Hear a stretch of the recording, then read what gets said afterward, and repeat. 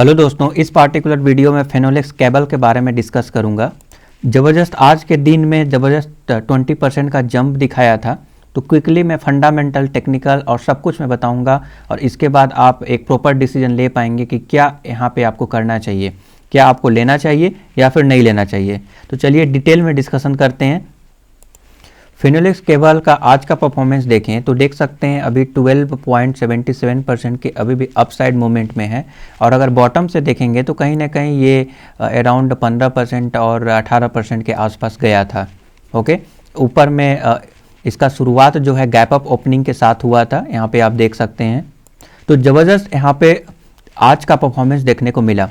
अगर हम 6 मंथ का परफॉर्मेंस में दिखाऊं तो 6 मंथ का ये ज़बरदस्त कंसोलिडेशन फेज था, तब भी आपको 45% का रिटर्न दिया है। और 1 ईयर में भी अगर आप देखेंगे तो 128% का ज़बरदस्त रिटर्न दिया है Finolex cable. Quickly Finolex cable के बारे में आपको पता होना चाहिए कि एक कंपनी करता क्या है एक्चुअली। तो ये जो है यहाँ पे देख सकते हैं, Finolex cable is Indian manufacturer of electrical and telecommunication cable based on Pune, Maharashtra. Okay, तो केबल जो वायर वगैरह होता है, केबल बनाने का काम जो है फिनोलेक्स करता है और कई सालों से करते आ रहा है और इस्टेब्लिश हुआ था 1958। तो आप सोच सकते हैं कि कितना पुराना कंपनी है और ज़बरदस्त यहाँ पे उसका कारोबार भी है। आने वाले समय में ये जो केबल से रिलेटेड कारोबार है वो और भी फ्यूचर में बढ़ने की उम्मीद मुझे लगता है।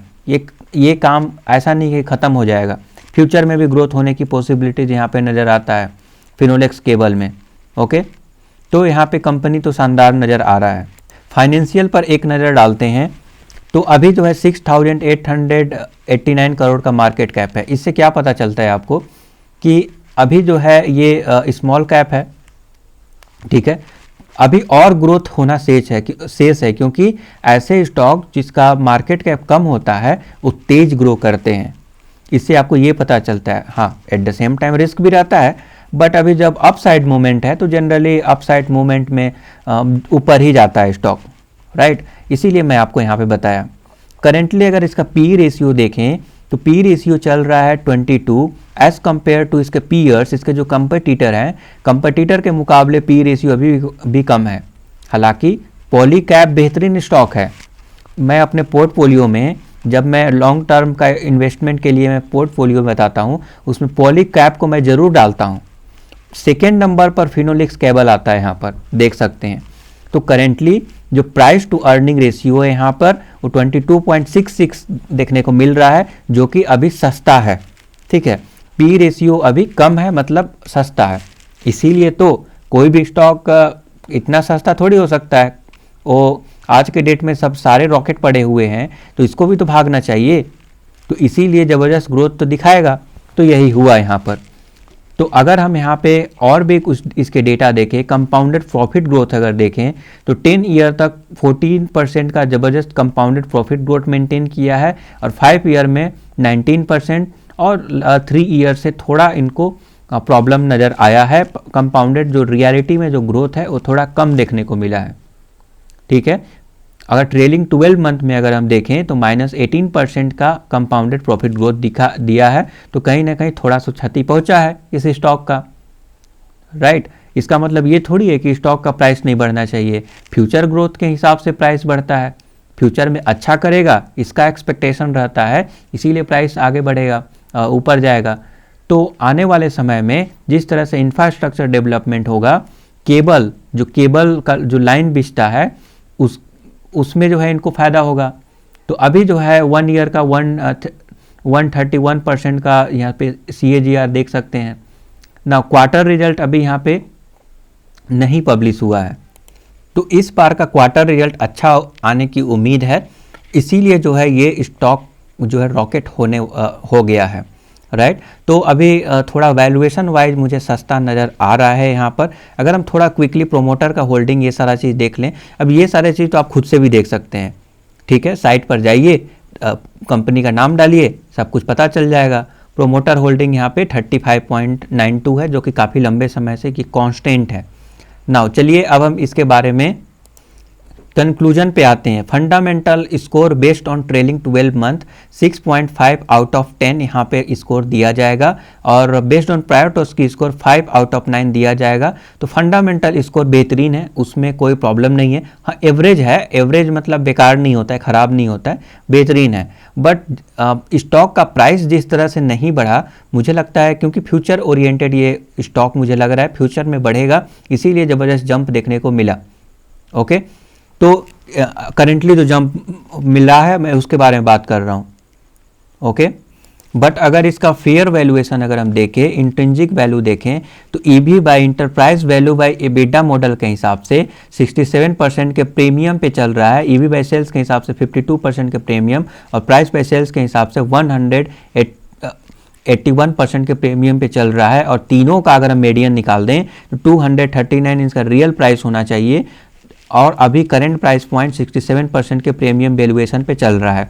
तो मुझे लगता है कि ये ज़्यादा प्रीमियम नहीं है, ठीक है, 67% ही है, तो ठीक ठाक है, इसमें कोई प्रॉब्लम नहीं है। वैल्यूएशन वाइज आप बोल सकते हैं कि नियर टू फेयर वैल्यूएशन आप बोल सकते हैं कि है। अब देखिए यहाँ पे फिनोलेक्स केबल में इसके प्लस पॉइंट यहाँ पे क्या है कि current price is less than the intrinsic value. Okay, intrinsic value, और 83% लोग बाई करने के लिए बोल रहे हैं, ठीक है, 83% लोग बाई करने के लिए इसको बोल रहे हैं। फाइनेंशियली ठीक ठाक है और अच्छा ग्रोथ दिखाएगा आने वाले रिजल्ट में, तो और आने वाले फ्यूचर में भी, इसीलिए लोग यहाँ पे बाई कर रहे हैं।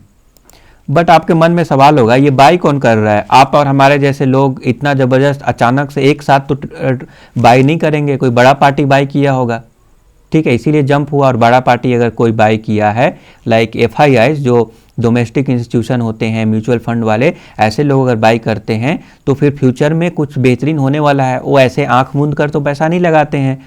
तो अगर हम यहाँ पे डेरिवेबल क्वांटिटी अगर हम देखें तो 17% वो क्वांटिटी जो है डिलीवर हुआ है, वो घर लेकर गए हैं, ऐसा नहीं कि ट्रेडिंग किए हैं, वो घर लेकर गए हैं ये क्वांटिटी।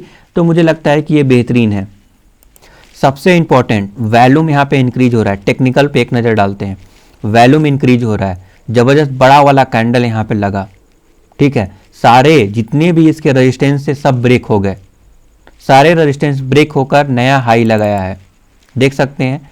उसके बाद MACD ये क्या बोल रहा है कि देखिए रेड लाइन को यहाँ पे क्रॉस किया था, बट ये जो जीरो लाइन देख रहे हैं हिस्टोग्राम का, उसके नीचे किया था, बट इसके ऊपर जैसे ही जाने लगा तो ये राइट टाइम होता है, अकॉर्डिंग टू द MACD ये राइट टाइम है बाई करने का। तो आप ये बाई करने का सिग्नल दे रहा है, सारे रेजिस्टेंस टूट गए हैं, ये बाई करने के संकेत दे रहे हैं। हालांकि RSI वैल्यू कहीं ना कहीं ओवरबॉट तो जरूर दिखा रहा है, तो कल का सिनारियो वगैरह भी चेक करना पड़ेगा, ओवरबॉट जोन में है, राइट। अगर हम इस साइट पर देखें तो करेंटली एंट्री पॉइंट के लिए बोल रहा है not a good time to invest, stock is in overbought zone. तो अभी तो ओवरबॉट जोन में है ही, देख सकते हैं आप। नाउ आपके मन में क्वेश्चन, क्या मैं इन्वेस्ट करूं इसमें, क्या करूं मैं? तो देखिए ये जो सिग्नल दे रहे हैं, ये सिग्नल बहुत ही पॉजिटिव है, और ये जो है अप ट्रेंड की ओर इशारा कर रहे हैं, अप ट्रेंड की ओर इशारा कर रहे हैं। मनी फ्लो इंडेक्स भी बोल रहा है कि अभी ये चला गया है 95 अगर चला जाएगा तो फिर तो प्रॉब्लम होगा। तो कल क्या करना है, मुझे लगता है कि आपको यहाँ पे बाई करना चाहिए, बस थोड़ा सा कल मोमेंटम देख लीजिए, ठीक है। अगर वैल्यूम अगर बढ़ रहा है, वैल्यूम बढ़ मतलब अगर बायर ज़्यादा हैं सेलर कम है, ऐसा सिचुएशन अगर आ रहा है तो आप उस तुरंत बाई कर लें, क्योंकि ऊपर मुझे लगता है कि सारे इंडिकेटर, ये जो इंडिकेटर ओवरबॉट और जोन में बता रहे हैं, ये और भी तेजी बरकरार रह सकता है, ठीक है। तो आने वाले समय में और भी तेजी बना रहेगा इस स्टॉक में। देखिए मैं जो है ना अच्छा ही स्टॉक को आपको बताता हूँ, अगर गलती से थोड़ा नुकसान भी हो जाता है तो निकलने का मौका मिल जाएगा, आपके पोर्टफोलियो में खराब स्टॉक नहीं जाएगा। भले ही मैं मिड कैप और इस मिड कैप के बारे में ज़्यादा मैं बताता हूँ, क्योंकि ज़्यादा हाई ग्रोथ स्टॉक होते हैं ये सारे, थोड़ा सा तो रिस्क यहाँ पे लेना ही पड़ता है, ठीक है। तो अकॉर्डिंग टू दिस कंक्लूजन पे मैं आऊँ तो मुझे लगता है आपको बाई करना चाहिए कल के मोमेंटम को देखकर। कल आप बाई कर सकते हैं, और कल अगर बाई करेंगे तो एक छोटा सा स्टॉप लॉस लगा सकते हैं। तो कल स्टॉप बाई कर रहे हैं तो स्टॉप लॉस लगाएंगे 420 को। अब देख लीजिए 420 मतलब इतना नुकसान आप झेल सकते हैं कि नहीं झेल सकते हैं। अगर नहीं झेल सकते हैं तो छोड़ सकते हैं, अदरवाइज अगर झेल सकते हैं, आपको लगता है तो आप ले सकते हैं। मैं आपको बता दूं कि मोमेंटम जब बनता है ना तो ऐसा नहीं है कि अब वो 20% लगा सर्किट उसके बाद रुक जाएगा, नहीं, वो 2-3 दिन डाउन रहेगा, फिर से अपर सर्किट लगाएगा, फिर 1-2 दिन डाउन रहेगा, फिर से अपर सर्किट लगाएगा। ये जो मोमेंटम रहता है ये करीब 1 वीक 2 वीक तक भी कंटिन्यू रह सकता है, राइट। तो इस मोमेंटम का आप फायदा उठाइए। भले ही RSI वैल्यू ओवरबॉट जोन में है, कल थोड़ा वेट कर लीजिए। कल गिरावट हो रहा है तो ऐसा नहीं कि कल ऐसे ही लगा दिए आंख मूंद कर, नहीं, थोड़ा गिरावट हो रहा है तो थोड़ा संभल जाइए, थोड़ा देखिए। उसके बाद अगर देखें कि अब ऊपर जाने लगा तो अब बोलेंगे कि अब नीचे में हमको बाई करना था, तो बॉटम बाई किसी को भी नहीं पता होता है। बोल रहे हो कि मैं यहाँ पे बाई करूँगा, तो ये किसी को भी नहीं पता है। थोड़ा सा ऊपर जाएगा तब आपको पता चलेगा कि हाँ मोमेंटम बन गया बाई करने का, अब बाई करो, तो उसके अनुसार आप बाई कर लेना, राइट। तो बेहतरीन स्टॉक मुझे लगा, जो मुझे लगा कि मैं आपको बता दूं। Thank you for subscribing the YouTube channel. Have a nice day.